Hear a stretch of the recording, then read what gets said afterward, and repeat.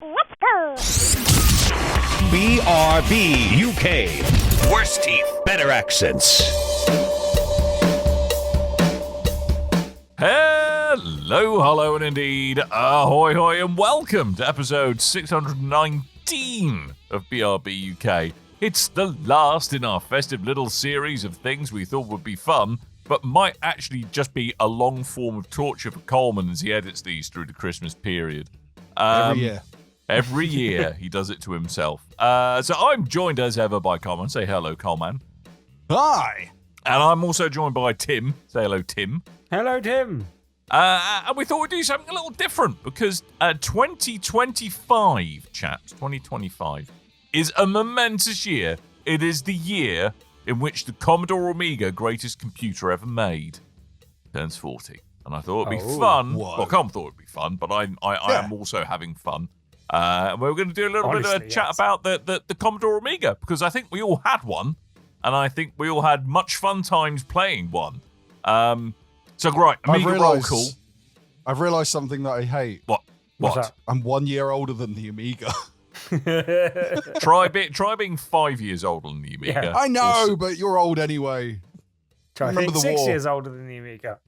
You remember dinosaurs. What? What was that? What was that, lad? Your first car was the two stone wheels, and you used to drive it with your feet. To be Just fair, two stone wheels would make it a stone bicycle, Coleman. No, actually. big long wheels like a steamroller. Have you never seen the Flintstones? I have seen the it's Flintstones, true. but they definitely got You have four seen wheels. the It's because you Flintstones. view it side on, you think they've got two wheels. Sorry, I'll just put the dentures. I'll put the dentures back. Yeah. in stuff, Excuse me, mate. in the big model that I sat in 1993 at Orlando Studios, that had two large wheels. Two large Right. wheels. Cylindrical wheels. He's counted them both, one and a two. Speaking of counting as well, though, it has literally been as many years since the Amiga 40 as it was between 1985 and the war that you mentioned a minute ago as well. Yeah, it's don't start same doing amount those of time. sums. Don't start you doing those sums. It's not fun when you Yeah. If you start want to doing feel those old, sums. you want to feel old. Toy Story came Yeah. out 87 years ago today. Wow. How things have changed. Feeling old now? Yeah. Uh-huh. Talking of feeling old, we ought to. I think probably the Amiga, for many of us, I think was the first. Well, probably, Tim, we had a generation before this. I mean, I can remember distinctly like the Amstrad 464 and. I did not have an Amstrad. This is one of the things You had I a was gonna say. Spectrum, didn't you? No, I didn't have a Spectrum either. I went straight from There's no Atari 2600 to Amiga, I Look think. at you. Oh, no, maybe I had a Mega Drive in between. But I was going to say, is this the first thing that we all three had? Did you guys have an Atari 2600? I had Atari 2600. Okay. Did you, Coleman? That's two I- or three. No, I was a Yeah. Commodore boy. I had a Commodore Okay. Plus 4. Ooh. See, I didn't have one of those. I So don't have this one might of be the first console all three of us had. Or a Game Boy. Yeah. Game Boy, okay, yeah. Well, But no, that's a it depends handheld, what- so Yes, a handheld. But the Amiga's a computer, not a console, I would argue. that's also Unless you count the CD32, which was, let's face it, hot garbage. Mm-hmm. That had the most awful controller you could imagine. Yes, the worst. It was like it's like a PlayStation controller, but the wrong way up, is how I would describe it. I wanted one of those so bad, and then I got my hands on one in I think it was a Comet. Remember Comet? Is I it remember. Tandy's? Tandy. Now we're Tandy's. talking. It was a Tandy's Tandy's. that I played it in. I played a demo unit in Comet, I think it was, and I just did not understand it. I think I was playing Tribes or something like that. It was really bad. My school randomly had one, and I don't know why my school had a That is CD32. And I think the IT teacher All got right, it off the back Posho. of a skip or something like that. But I Posho remember in your having a posh school, very, you had grand of Amiga CD32. very distinctly. I think Lowy probably diddled the school out of it because secretly he wanted a CD32 and somehow managed to BS his way to convincing them. Yes, it's for the children. It's for educating the children. For Look the at kids. the CD. Look at the CD-ROMs and the lasers. And they went, oh, I guess. I didn't have it when I was growing up. My sisters had a BBC Micro because my stepmom was a teacher. That's so they what we got had it in through school. that, I think, basically. Yeah, we had that. Yeah, in most school. people had BBC Micros at school. I don't know many people that had one at home. But yeah. Yeah. I believe. Anyway, we got off on some kind of roll tangent. call. Yes. But yes, we're going Let's to get do on to so. Amigas. All right. So did we all have? Who had an Amiga 500? I had an Amiga 500. I had a 500. What about an Amiga 600? No. An Amiga. Down. An Amiga 1. No. There's no such thing, Dan. It was the non-guess. Amiga I know. 1000. You went and no think one. you I know was it. going to. I'm going to go T1000? 1000. You had a Amiga T1000? No, I had the Amiga 500 Plus. Ooh. Yeah, which Ooh. automatically. Plus what? So all my friends. It was just plus, Tim. But all my friends had Amiga 500s, and there were some games that were incompatible between the two systems. So I had like a special boot disk that would kind of make it behave like a 500, and that solved that problem. So what was so plus about the 500 plus? No idea. Just meant Excellent. I couldn't play some games, and my friends couldn't play some of my games. Right, sounds like an Amiga pain in the butt, basically. Yeah. Plus pain. So then, years later, we got the Amiga 1200, which was my yes, dad's I work got. Amiga. I had a 1200 as well. I never had a 1200. The Amiga 1200 was good times. That was what my good. dad used to do all his invoicing and taxes and stuff on. It's actually a really capable little machine. His the dot 1200. matrix printer. Well, Yeah.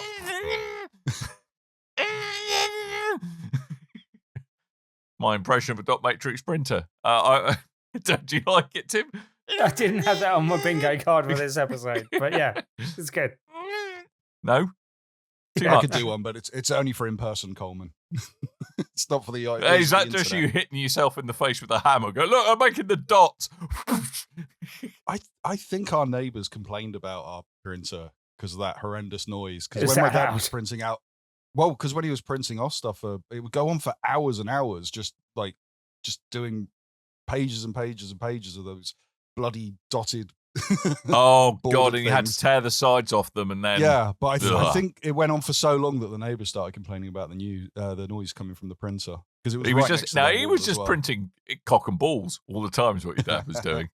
Just to annoy the He's a serious neighbours extra. businessman. Yes, here's the important work I've been doing. But the Amiga was a great system. I think, yeah, it was one of those things which I think it was a generation of dads notionally got it because it was work. You could convince them, you convinced the management at home that it was for work, but actually it's for playing games, as far as I could work out. I think that's kind of how my dad convinced my mum.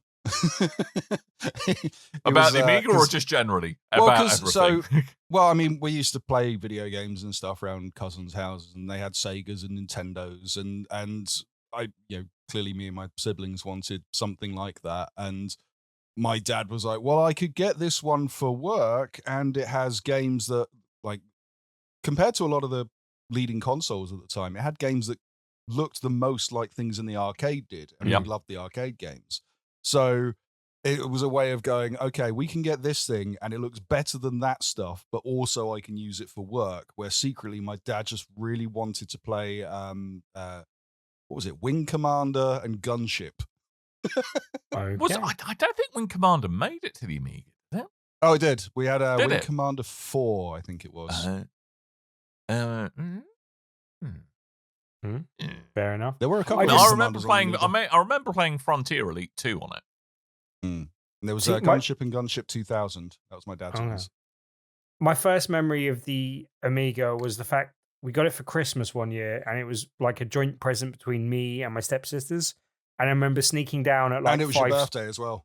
No, because my birthday is 3 months He's prior. Mr. November, as we know. But I snuck down like at 5, 6 o'clock in the morning and booted it up for the first time. And kind of remember playing Shadow of the Beast 2 and just seeing that splash screen come up at the beginning, the kind of introductory sequence, and kind of, getting not very far into Shadow of the Beast 2 ever. Getting like that was screens. a hard game. 3 screens to Yeah. the right or 3 screens to the left, and then dying every single time, basically. And that's I why had, Tim, to this day, still plays things on easy mode. Yeah. I had to go there, Tim. I'm sorry, mate. Mine was in like a weird cartoon pack bundle, and I remember like the biggest thing was because Simpsons Mania, Bart vs the Space Mutants came with mine, and I just remember being blown away by the intro cutscene graphics because I'd seen it play on the Nintendo, and it did not look that good.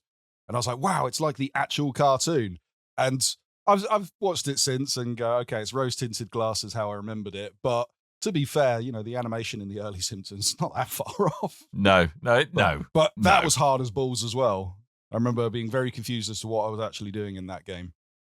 I distinctly remember having Chase HQ as one of the first games I picked up. That was good because Ocean Games used to do some great arcade ports. They did back so in the day. many. They were a great studio actually. Ocean, they were phenomenal. That was the name you wanted. You wanted to avoid the words UK and gold. Yes, US gold. What was it? US gold. UK it was gold? the US bad. gold. US gold.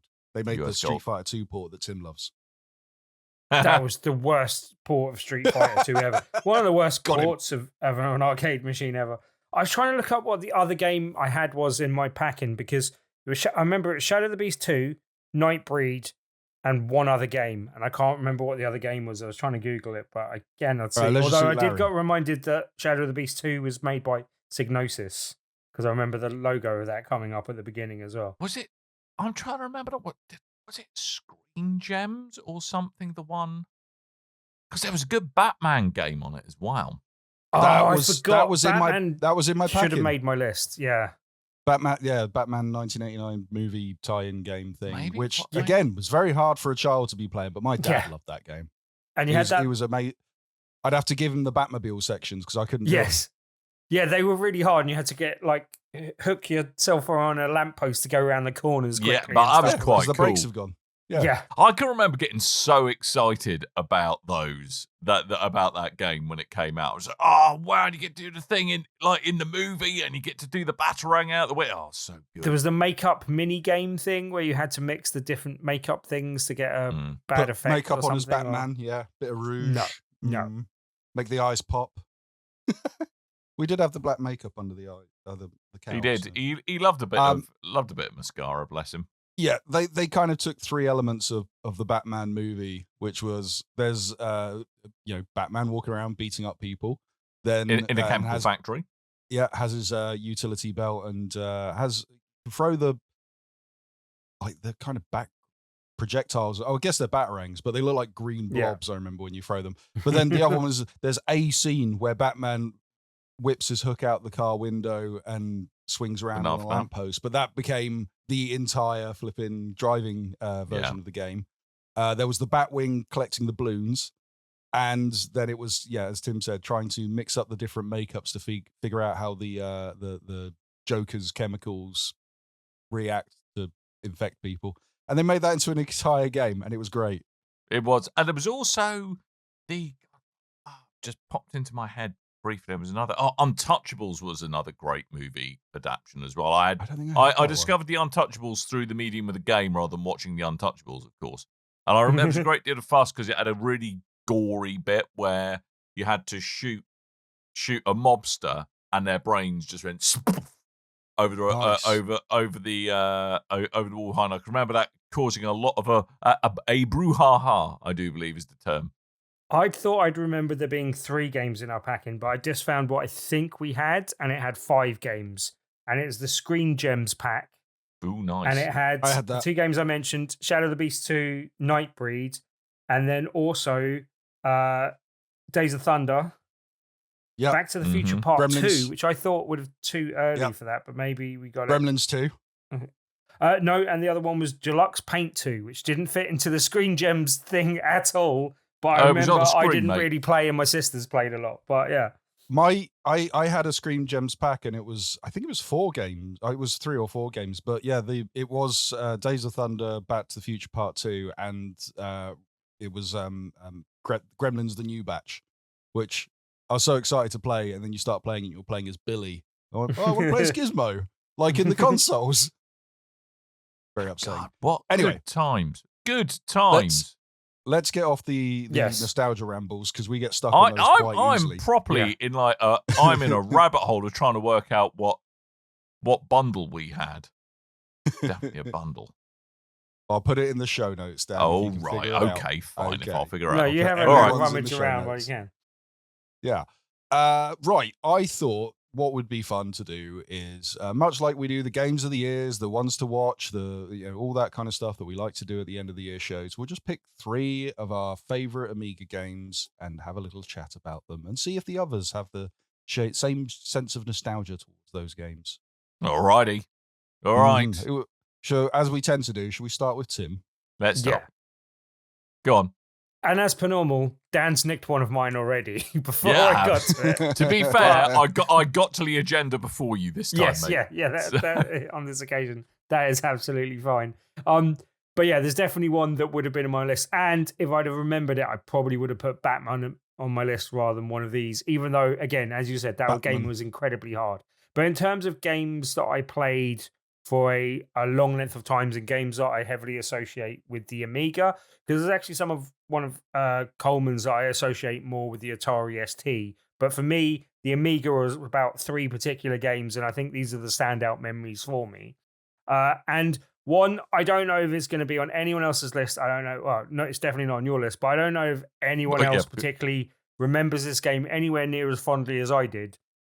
And it was almost a poor man's version of one of Coleman's games, so I won't spoil what that is, but it's one of the other ones that I associated more with the Atari ST the title! than the Amiga.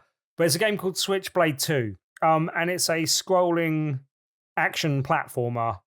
And it wasn't like super hard. I think the one I keep on dancing around, but Turrican is one of the ones that Coleman's mentioning coming up, and this was a poor man's Turrican, and it wasn't.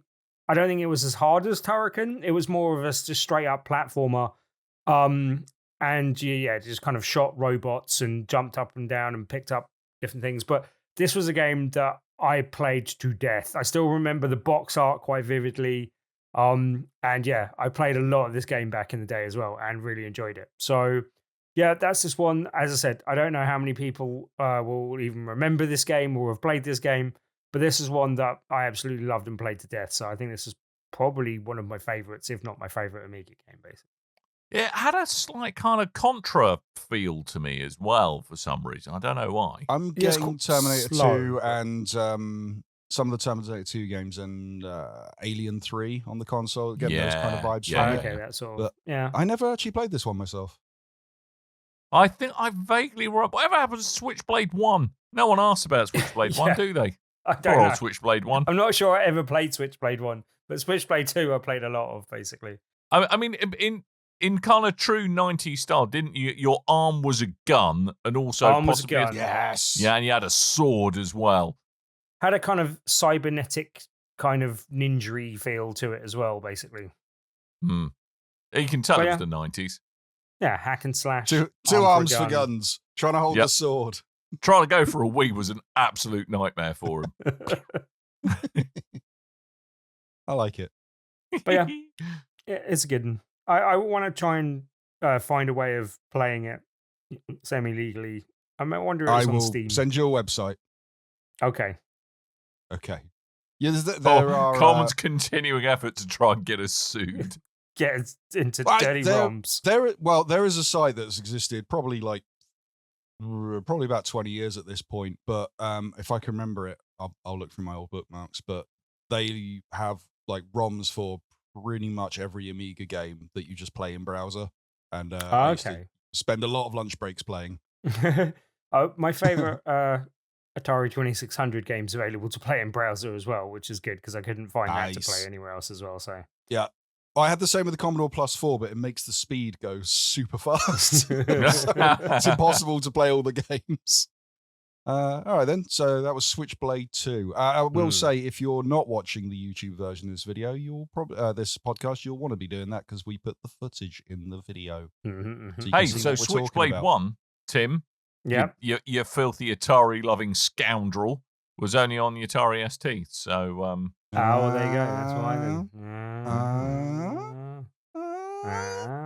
You scoundrel. And, right, my next game is one that we've actually talked about more recently on the podcast as well, but it's because it came out in a Taito Milestones collection. But it's a game called New Zealand Story. It's a really fun, cutesy platformer, which you wouldn't necessarily associate with me, but this is one game that I played so much of, I played to death. Like, I know that there's a secret door that he's trying to open there that gets you to walk you to level 1-4, I think it is. But yeah, like I knew this game inside out. This is one that me and my sisters all enjoyed and played quite a lot of. And yeah, kind of, it was one that we kind of shared. Oh yeah, if you go up there and do that, and you can unlock this, and there was lots of little secrets in it as well. It was quite hard, I think, but really good. Like a bit unforgiving in the way that old school platformers were, but yeah, really good action Especially on Amiga. platformer. Lots of shooting, and yeah, like it was, yeah. As I said, unforgiving, but really enjoyable and really good. And I enjoyed playing through this more recently when it came out in that collection. It Because it was still holds up technically in today. the Bubble It's universe, really wasn't fun. Yeah. I don't know. Yeah, it's not the same characters, but I think it might No. be the same universe or something along those lines. But it's definitely got some similar vibes. So this is that weird period where we have Mario, we have Sonic, and now everyone needs a mascot platformer of some Yeah. form or another. And I saw the cover for this. I just, I didn't know what a Kiwi was, but I was like, Kiwi or yellow bird, that looks adorable. I like platforming games. Picked that up with my pocket money, took it home, and I absolutely hated it because it was so hard. It Yeah, was it's hard. brutally hard. And also, we've got to remember, we're playing Amiga games, playing them on a joystick. It was for not most fun. people.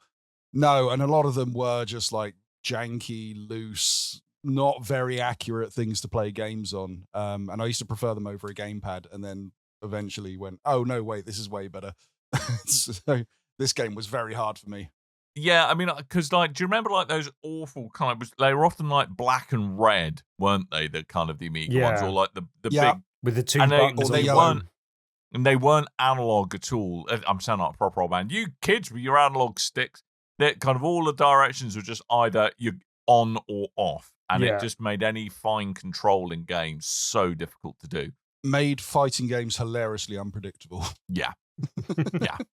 But no, it was good, and there was also a really good port of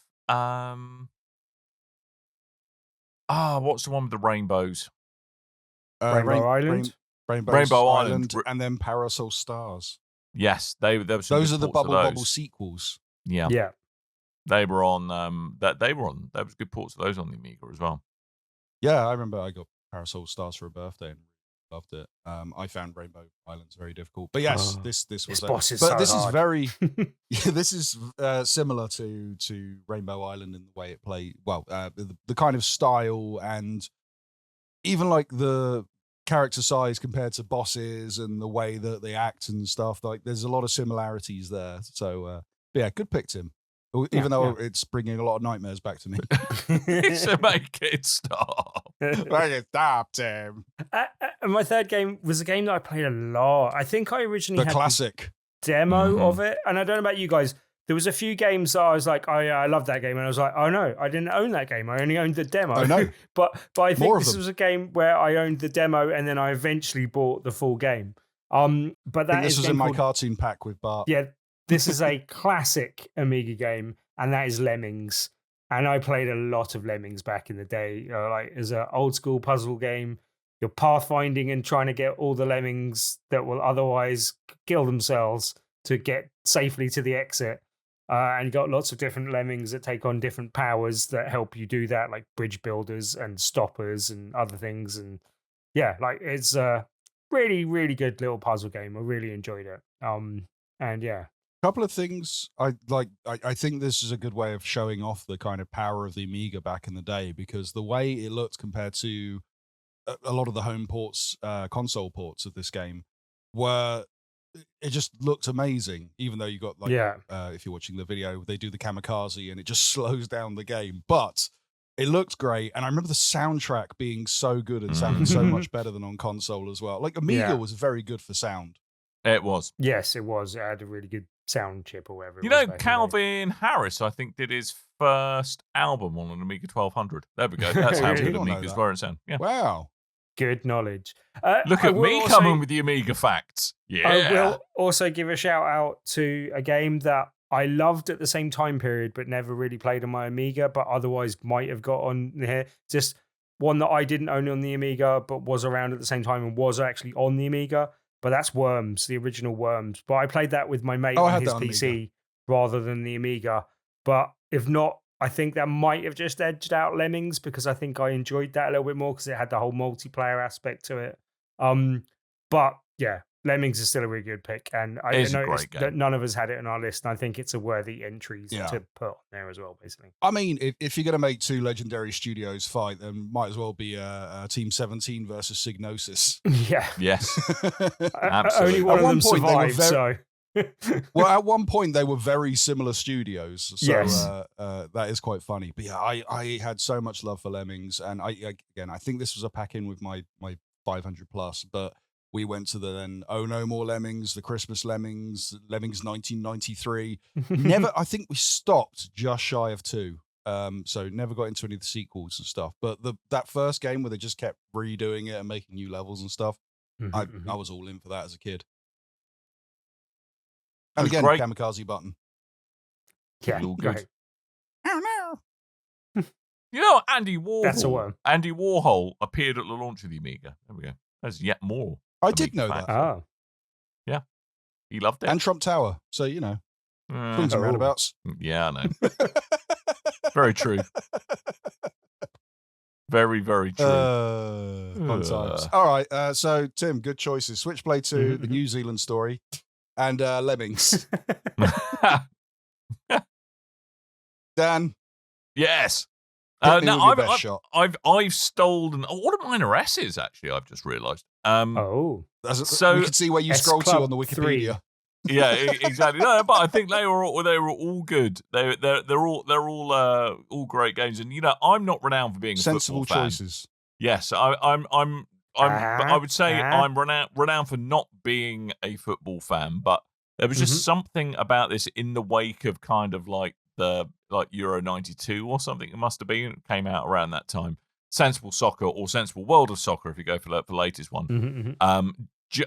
Just absolutely made it so much fun. It was kind of just because I think a lot of football games got very complicated in terms of the mechanics. This was just a really distilling football down to a really great kind of couch PvP experience, and it was always fun because it was so chaotic and fast paced and just dumb. It was difficult to kind of get angry at each other about it, and you could always pull off amazing shots.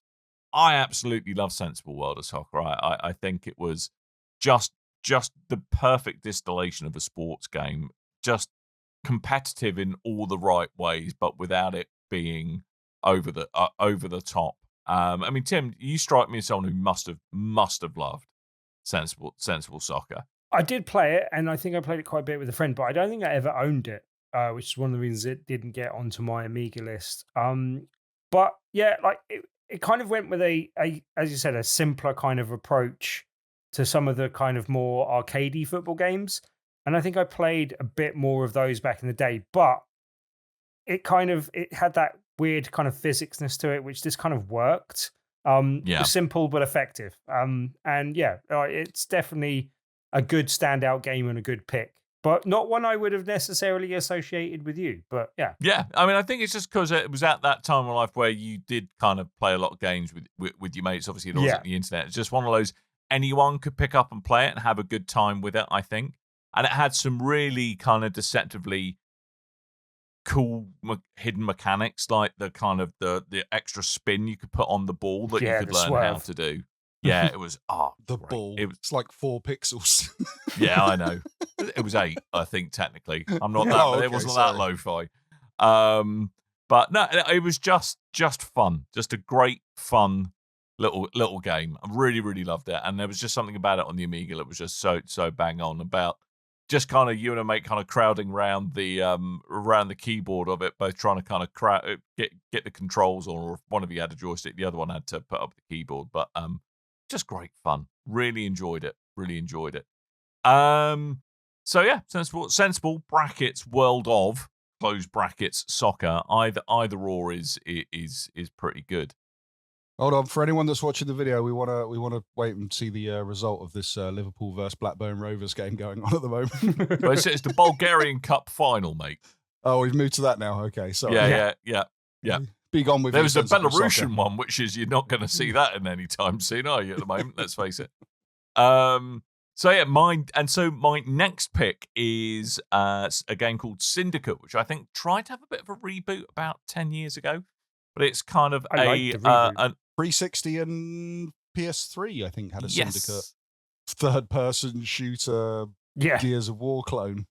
Yeah, so but this is kind of an isometric kind of strategy game where it's kind of a dystopian future where corporations run the planet, and I think what really made it stand apart was it's kind of quite on the nose kind of narrative where I think a lot of games try to kind of jazz it up or kind of hide the gritty underbelly to it, but it was actually kind of in the early 90s where there was a lot of kind of social discourse about the role of companies and them running everything. It was kind of quite a brave narrative choice, I think, but it was also just a really great game. It was, but considering how underpowered by modern standards the Amiga was, it was a really deep kind of city simulation that underpinned kind of running these missions as like evil cybernetically enhanced thugs, essentially, for one better way of putting it. But it was just had really tight controls, really great mission design, really kind of fun mechanics in the different ways you could do it, and I just absolutely loved the campaign of Syndicate. I mean, did you guys ever particularly play it, or? I never owned it. It was always a game I kind of admired from afar. I didn't play it back in the day at all. I have a friend that owned it or didn't play it myself. But it was one that I always gazed longingly at in video game magazines when they had adverts of it, and it looked like the adverts for it made it look really cool. And yeah, I just never picked it up and played it back in the day. But yeah, I think it's a game I would have liked had I played it, but did not. This was a game that... so I had a neighbor who lived over the road and used to sell us the naughty games, maybe not specifically legally sold games. So you've always been on the dodge, have you? I think any Amiga owner was on the dodge at some point because they were so easy to pirate the games. Yeah. But we had a neighbor that would sell us the games by the caseload. Fun fact, he became the mayor of Gosport. So you can look through the history and try to figure out who that was. Answers on a postcard, please. But anyway, I don't think they're going to catch up to him. But yes, this was one I sort of watched from afar, but never really got into. Me and strategy games, we don't really get along unless they involve Mario and Rabbids. But I will say, when I was looking into trying to get footage for these games, this was one of the hard ones to get for Amiga specifically, because anyone that does a retrospective of this game, there's a very polished version of this on GOG. And that's usually what people get the footage from. So if you want to give it a try yourself, GOG appears to be the version you want to try. Real talk. And then last but definitely not least was Speedball 2 Brutal Deluxe. Yeah. Obviously the follow-on to Speedball. So this was kind of layered in like a management sim on top of Speedball, where you basically started off, you're in control of the Brutal Deluxe team, who you had to take from a bunch of limp-wristed pansies, I think is pretty much what the narrative was, to being kind of superhuman, all conquering and frankly all murdering Speedball players. And I think what was so great about Speedball 2 Brutal Deluxe is that it kind of on the surface it was a bit like it's like a little bit like hockey, that you've got burly blokes trying to smash the crap out of each other and kind of along the way notionally try and throw something in a goal. But it was all like the kind of the modifiers and the multipliers you could put on, like the kind of the score bonuses, that if you could manage to pull off lobbing the ball into kind of like essentially a little ramp, that would do that twice without the other team cancelling it. That would double your score. Kind of the extra stars and power-ups you could get along the way just really always kept the gameplay super fresh. And there was such a kind of a tight gameplay in it as well. It was just really, they perfected the kind of bone-crunching feel to it. And it was just a great game to play again with friends. And I think really that's kind of why two of my three picks are kind of essentially co-op sports games, which to me was a bit of a surprise, seeing them come up, because I most certainly am not a big sports game fan these days, unless it's racing. But sports games were easier to get into back in there. Yeah. When there was only so many pixels and you had to sit next to each other and not go online. They were also very, very replayable. And the Yes. fact that you played against another, especially when you were playing against another human being, it made it a bit more accessible in itself as well, because you didn't have to go up against brutally hard AI so I think that helped as well. I have a question. Yes. Is this because I don't know if I've played this or not? It looks so flipping familiar, but I might be thinking they did a Rollerball. re-release on the 360 on the Xbox 360 on Is arcade. this Bitmap Brothers? Yes, it is Bitmap Brothers. Right, okay. The way They've very much got their style. Like, yeah, their pixel style. It has that circular look to all the characters that just screams Chaos Engine. Yes, this was the game they did before Chaos style. Engine, but yeah. I got that. But yeah, I love their style. It was such a great game as well, and they didn't, and kind of without it bashing you too much around the head with it, kind of the management sim was all about, so to where you kind of got more money to kind of level up your team was, you could kind of decide whether or not in a game you were going to kind of chase getting the points or chase just getting the money, and you had to make some real trade-offs about how you invest in your team, and that just kind of gave a surprisingly deep and fun kind of trade-off for how you were going to play the game and try and take Brutal Deluxe through. But no, it's just a great game and a fantastic game again to play with your mates, and well worth checking out. This was the one that I said that you nicked off me as well. But yeah, again, this was a game that I had the demo that I played to death of, and then eventually picked up the full game, basically. But yeah, really enjoyable game. Loved it back in the day. I think this was on a naughty disc. Of course it was, Coleman. Did you buy any games, Coleman? Chaos Engine I bought with my birthday money. Okay. Very good of you. Was it a dodgy version that you bought? I will tell you, out of my 3 picks, they were all legally purchased games. Okay. Good, as they should be. Were they the only 3 legally purchased games you got? But yeah.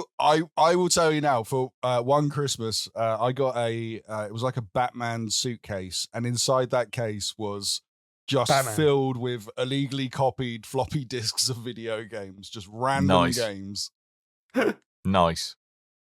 Back then, you used to go to like swap shops and stuff, and you could just buy pirated games on the market. It was mad. Imagine that now. It just doesn't work.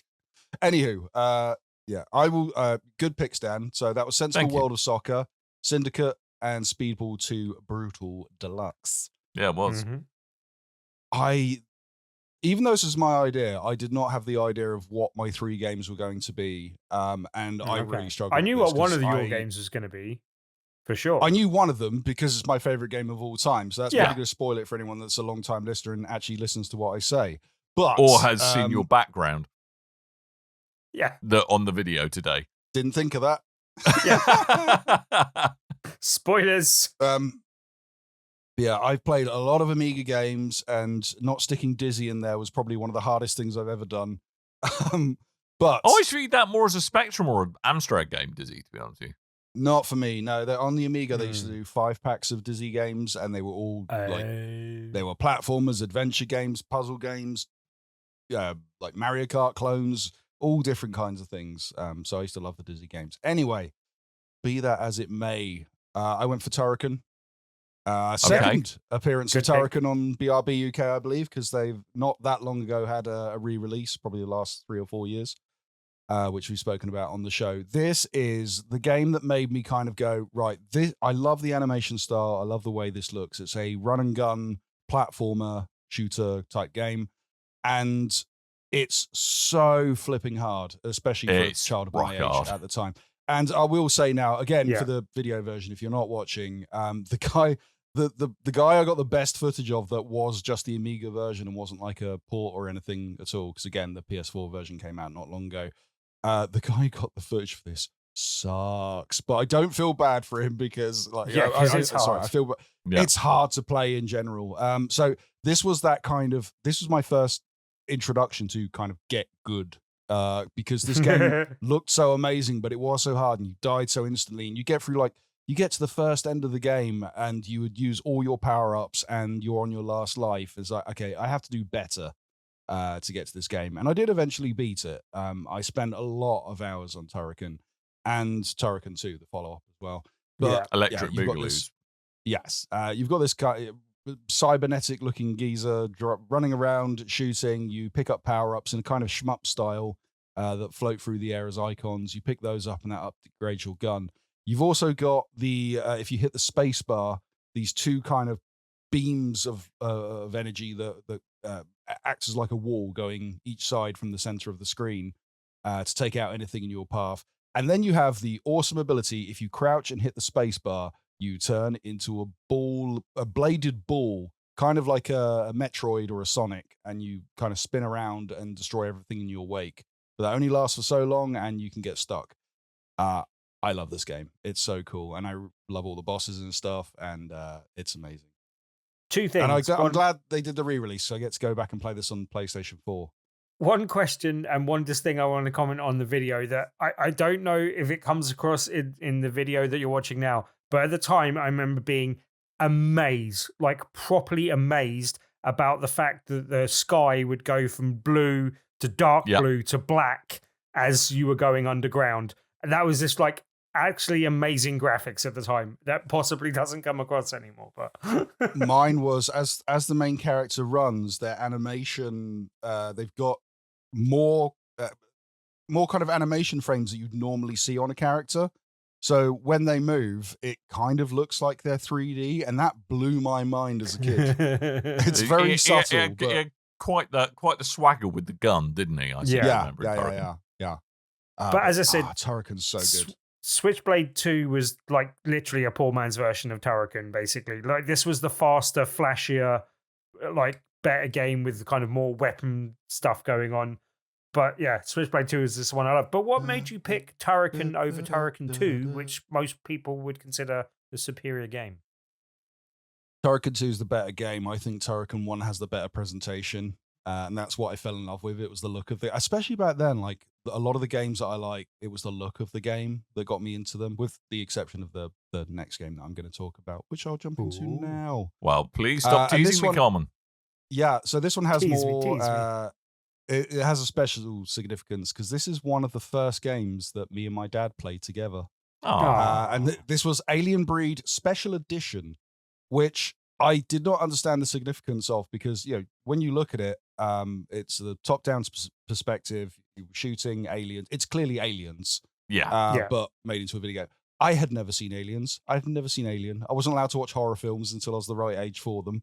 So I didn't understand any of these references. I just thought it was a fly. I was that young. I thought I was playing as a fly. We both had different colored flies, a blue one and a green one. And we were just walking around shooting things. So do you think the shoulders were eyes? Is that what you used to think? No, I thought they were wings. Oh. Right. Okay, I can kind of see it. Slightly lopsided fly, but okay. Yeah. But this, again, a very hard game as well. It's kind of got that, I know it's based off of Aliens, but it's got that Alien 3 mentality, even though it's not the same presentation. Because it's done top down and you have to work your way through a map and kill all the you have to kill all the aliens on the map, and then it will unlock then you'll get the key to allow you to get into the door out to the elevator.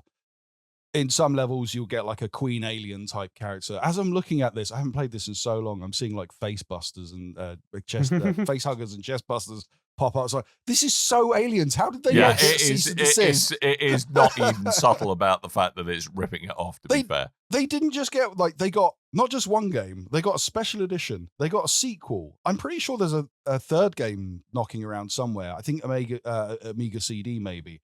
And then I'm pretty sure there's like a remake knocking around somewhere as well. Like they got a fair few bites of the apple for essentially ripping off Aliens, but it's such a good game. IP protection might have been more difficult across different mediums in those days because it just didn't exist. Maybe so. But yeah.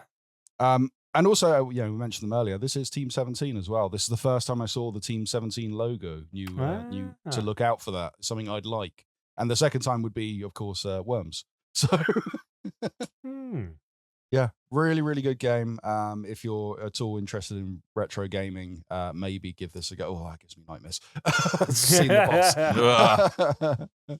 Dad, help! But yeah, I've got fond memories of this. I got fond memories of Alien 2, but I think we played this more than 2, and I liked it. So yeah, that's Alien Breed. Sorry, Mhm. Well, it's not aliens, alien breed, of course. Nothing to do with Legally alien or distinctive alien. Aliens, I believe, was the pronunciation. Alien Breed. So my final pick, my third and final pick, is no surprise if you've been paying attention to my background and the show in general. Monkey Island is a series I love, and The Secret of Monkey Island. It was hard not to pick the first one. I was going to ask that. Why not the first one? Yeah. Why the second one?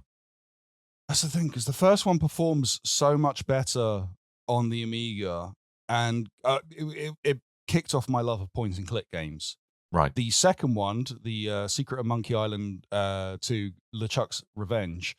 By all means, I shouldn't pick this because on the Amiga, this ran on a whopping 13 floppy disks.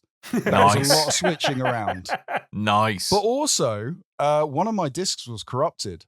So I never finished this until I rebought it years later on a CD-ROM. But again, a very significant feelings with me with these games. Me, my brother, and my sister, like, there's not a lot we bond on, but we used to love sitting around and taking turns and playing Monkey Island together.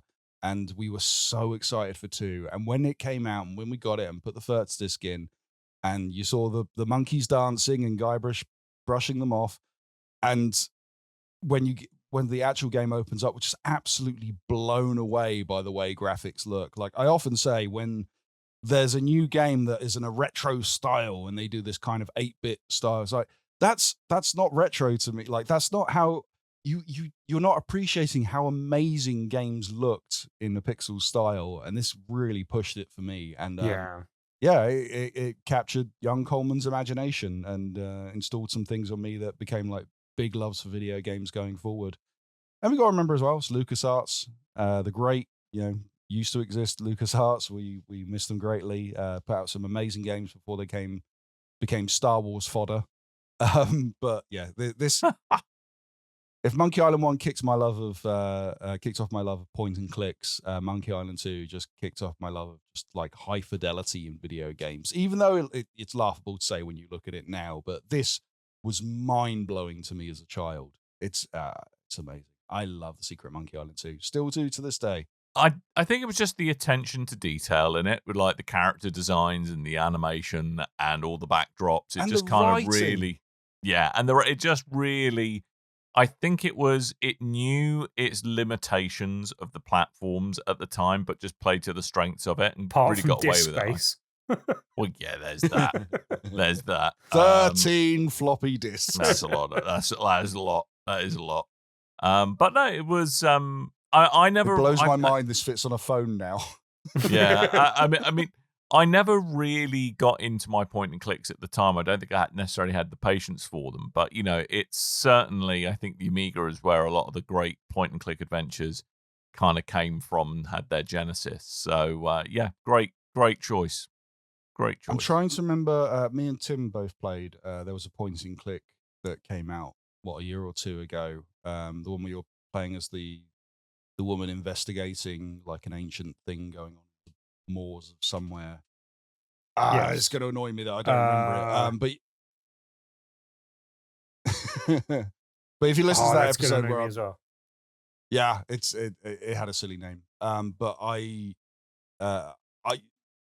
talk about when I was reviewing that game on the podcast that it was kind of, it harkened back to a love of point and clicks from a specific era. This is the era.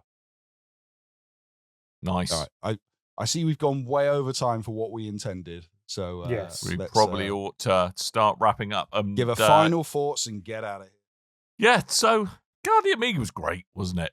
It was so apart from good. Street Fighter 2, yes. Yeah, well, I think you got to take the rough with the smooth, Tim. I think is what you got to do on that one. That was rough and a half. might be rose tinted glasses, but I seem to remember sure. Monocles, 2 of them. I seem to remember Yep. Streets of Rage. No, was it Streets of Rage? No. Double Yes, Dragon no, was sorry. on Final that. Fight. I remember the Final Fight. I remember, which was at the time Streets of Rage for the new age. Final Fight. I remember being at the best port you could get that was a a really good console. port. Was on the Amiga. On the Amiga. Amiga. But yeah. And also, like, there was a adventure version of Robin Hood that I really liked that kind of had all these different narratives that you could break the game like very early on, just killing the Maid Marian and the Sheriff of Nottingham at the start of the game, and then it becomes this weird open world adventure. Like, there's so many of them, absolutely amazing. Don't have time to go through. That's why we had 3, and we still managed to break it. Yes, We indeed. were all Tim this week. We were all in this week. Anyway, we probably ought to wrap things up, and normal service resumes next week. You will get your first proper episode of 2025 of BRB UK, where we can reminisce about all the things that we should have done, all the games you should have played, but we just ended up curled up in the fetal position on the sofa after eating far too much until the middle of January. So No, we all played Indiana Jones this entire time. yes, we did all play Indiana Jones. Yeah, almost. Came back round to definitely. Lucasfilms, basically. But Yes. Oh yeah, Monkey Island. Yep. yeah. So anyway, we are going to have to bust a groove. Thank you for listening to us. Like I said, normal service is going to resume next week. I suppose this makes us the 3 Amigas, as you will, rather than 3 Amiga. No, We got a title. Well done. we got a title. Better late than never. And yeah, thanks for listening. And all that's really left to do is remind you that I have been Dan. I might have been Tim. Maybe. Booyaka Booyaka 619. Booyaka Booyaka Rey Mysterio. Yep. What? That's a Thanks, wrestling thing. Yes. 619. Episode 619. Mm-hmm. We'll be back next week, ladies and gents. Okay. Thank you so much for downloading us. And until next time, dear listeners, toodle bye.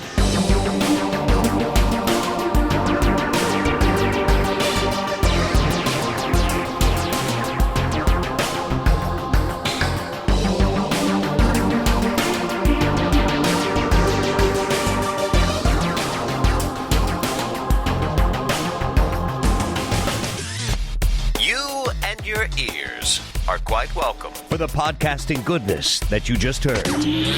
Why not roll on over to BigRedBarrel.com for more podcasts, news, reviews, and videos from the biggest, reddest site on the internet, BigRedBarrel.com. Okay. One of them is, so my first one is more just, I'm kind of curious to see how they stick the landing on this one. So this is Metal Gear Solid Delta Snake Eater. God. Oh my God, Metal Gear. God. In the 60s. Oh, no. God.